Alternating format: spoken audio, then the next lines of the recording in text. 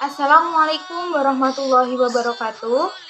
Perkenalkan, saya Desana Intan Melani Putri dari Prodi Bimbingan Penyuluhan Islam, Fakultas Usuluddin Adab dan Dakwah, Institut Agama Islam Negeri Ponorogo. Nah, video kali ini saya buat guna memenuhi tugas akhir dari mata kuliah terapi Islam. Dalam video kali ini, saya akan mengangkat tema mengenai terapi gangguan rohaniah dengan metode sholawat.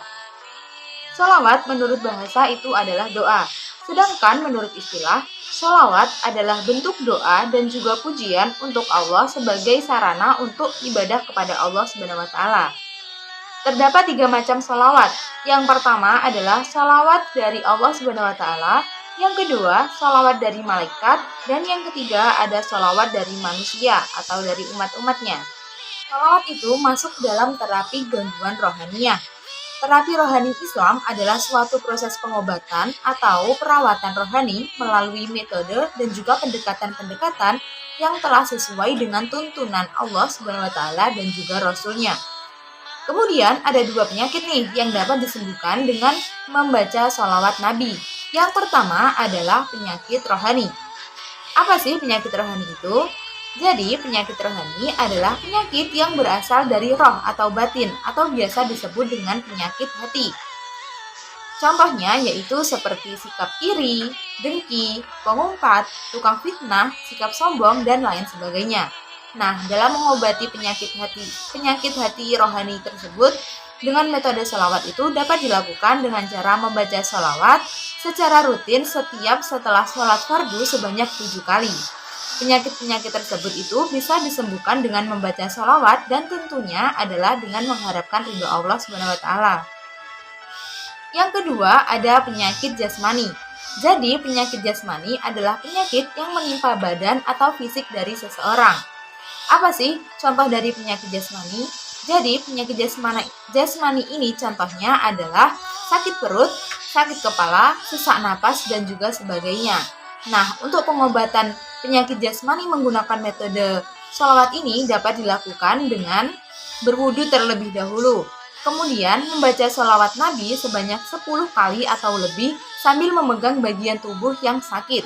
Kemudian memfokuskan hati dan juga pikiran untuk berdoa kepada Allah SWT agar diberikan kesembuhan sambil membaca sholawat Nabi.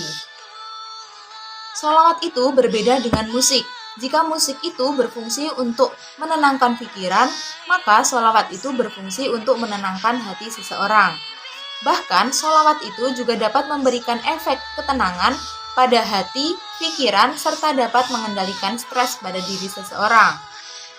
Sholawat itu juga termasuk latihan meditasi yang memberikan pengaruh rasa nyaman sehingga ketenangan itu dapat dirasakan oleh seseorang yang membaca maupun mendengarnya.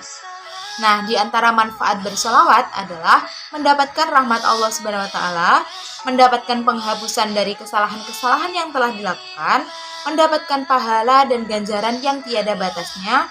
Kemudian, sholawat itu juga dapat membersihkan hati seseorang itu dari kemunafikan.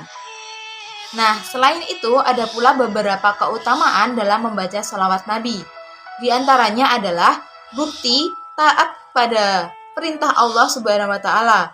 Kemudian ada mendapatkan 10 sholawat dari Allah Subhanahu wa taala, diangkat 10 derajat oleh Allah Subhanahu wa taala, ditulis sebagai 10 kebaikan, kemudian dihapus 10 keburukan yang kita miliki, kemudian sebagai pengantar supaya doa kita ini dijabah oleh Allah Subhanahu wa taala, sebagai pengampunan dosa, mendekatkan diri kepada Rasulullah saat hari kiamat nanti, dan juga untuk mensucikan Allah. Nah, kiranya cukup sekian dulu materi yang dapat saya sampaikan. Apabila ada kurang lebihnya saya mohon maaf. Billahi taufiq wal hidayah. Wassalamualaikum warahmatullahi wabarakatuh.